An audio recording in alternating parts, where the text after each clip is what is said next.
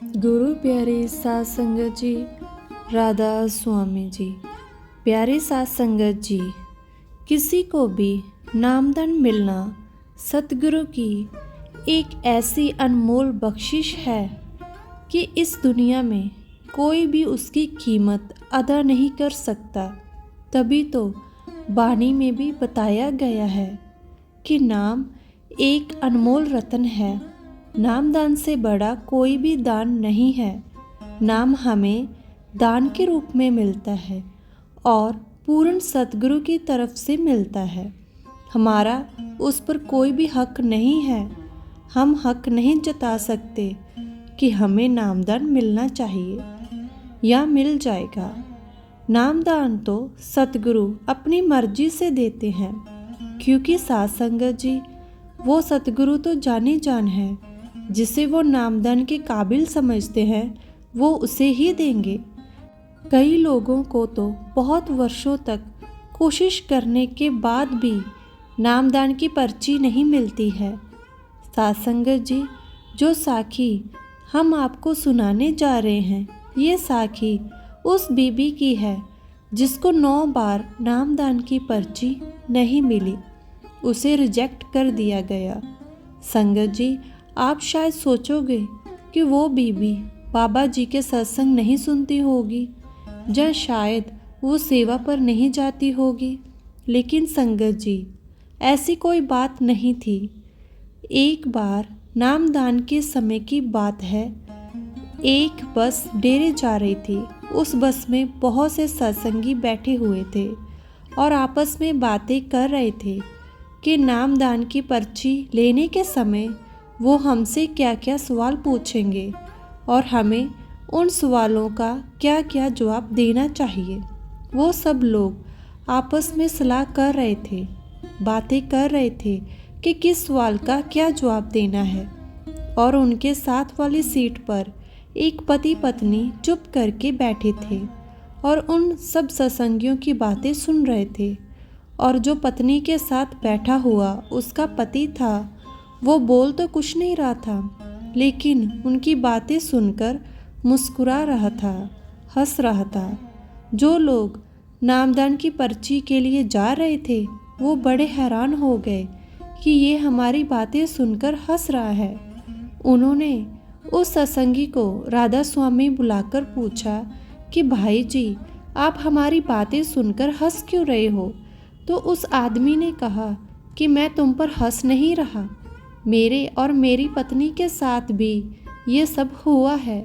ये सब हमारे साथ भी बीत चुका है, इसलिए मैं मुस्कुरा रहा हूँ। उन्होंने बताया कि आपको मैं एक बात बताता हूँ कि जब मेरी शादी हुई थी तो मैं बहुत शराब पीता था, लेकिन मेरी पत्नी डेरे के साथ जुड़ी हुई थी। हमारी शादी के बाद मैंने शराब पीनी तो छोड़ दी, लेकिन मैं कभी डेरे नहीं गया था। हमारे शहर में जो सत्संग होता था वहाँ मेरी पत्नी मुझे रविवार को सत्संग सुनाने ले जाया करती थी। वो सेवा पर भी बहुत जाती थी और उसने बाबा जी के सत्संग भी बहुत सुने थे। मेरी पत्नी ने मुझे नामदान लेने के लिए राजी कर लिया और कहा कि इस बार जब नामदान की पर्ची मिलेगी तो मैं आपको भी अपने साथ लेकर जाऊंगी और हम दोनों सतगुरु से नामदान लेंगे। फिर जब नामदान की पर्ची के लिए मेरी पत्नी मुझे अपने साथ लेकर गई तो रास्ते में ऐसे ही आप लोगों की तरह मुझे सारे रास्ते समझाती रही कि किस बात का क्या जवाब देना है और किस तरह बात करनी है। तो जब हम नामदान की लाइन में लगे तो हम अलग अलग हो गए। मुझे तो नामदान की पर्ची नहीं मिली। मैंने सोचा कि मेरी पत्नी को नामदान की पर्ची जरूर मिल गई होगी, लेकिन जब हम बाद में इकट्ठे हुए तो उसको भी नामदान की पर्ची ना मिली। मैं बड़ा हैरान हुआ कि चलो, मुझे तो नामदान की पर्ची नहीं मिली, वो तो मान सकते हैं, लेकिन मेरी पत्नी को क्यों नहीं मिली? उसने बस में बैठी संगत को बताया कि हम हर बार नामदान की पर्ची के लिए जाते रहे। उसने बताया, मुझे तो तीसरी बार में नामदान की पर्ची मिल गई। लेकिन मेरी पत्नी को 9 बार नामदान की पर्ची ना मिली, उसे रिजेक्ट कर दिया गया। उसने बताया कि फिर 10वीं बार जाकर इसे नामदान की पर्ची मिली। उसने कहा कि मैं इसलिए मुस्कुरा रहा था कि जितनी चाहे हम चतुराई कर लें, जितना मर्जी हम चालाकियाँ कर लें, लेकिन गुरु ने जिसे नामदान देना है उसी को देना है। ये नहीं है कि जी हम सेवा करते हैं, हमने बाबा जी के सत्संग सुने हैं तो हमें नामदान की पर्ची मिल ही जाएगी। नहीं संगत जी, ऐसा नहीं होता। ये तो सतगुरु की मौज है। वो सतगुरु जिसे नामदान देना चाहेंगे उसी को नामदान देंगे। हमें तो भिखारी बनकर जाना चाहिए उसके दर पर। अगर सतगुरु हमें नामदान की बख्शिश देते तो ठीक है, लेकिन अगर ना मिले तो हमें कोई गुस्सा या कोई शिकायत नहीं होनी चाहिए, क्योंकि नाम तो सतगुरु की दौलत है। वो जिसे चाहे उसी को देंगे, हमारा कोई हक नहीं बनता है। उसने कहा कि अब हम अपने बच्चों के साथ उनके लिए नामदान की पर्ची के लिए आए हैं। तो संगत जी, सतगुरु के दर पर हमारी चतुराई काम नहीं आती। हम याद तो बहुत करके जाते हैं कि वहाँ पर इस बात का क्या जवाब देंगे, लेकिन वहाँ जाकर हम सब कुछ भूल जाते हैं। और नामदान की पर्ची उसे ही मिलती है जिसे सतगुरु नामदान के काबिल समझते हैं। तो उस आदमी की बातें सुनने के बाद उस बस में बैठे सत्संगी चुप हो गए और बाबा जी के शब्द गाने शुरू कर दिए।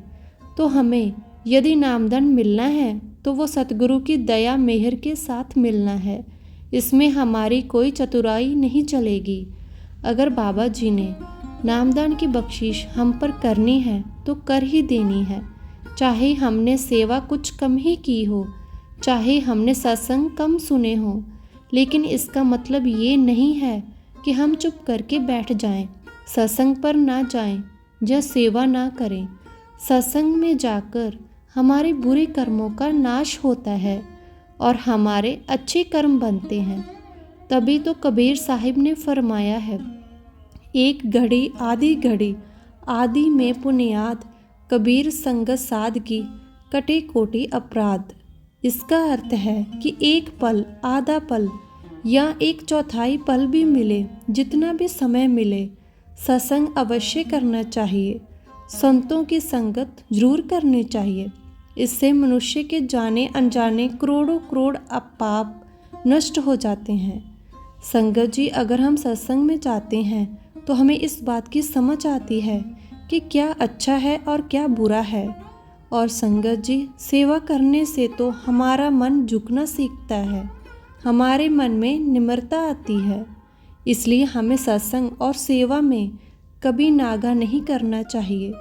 तो प्यारी साध संगत जी, आपको ये साखी कैसी लगी, लाइक और कमेंट करके ज़रूर बताना जी।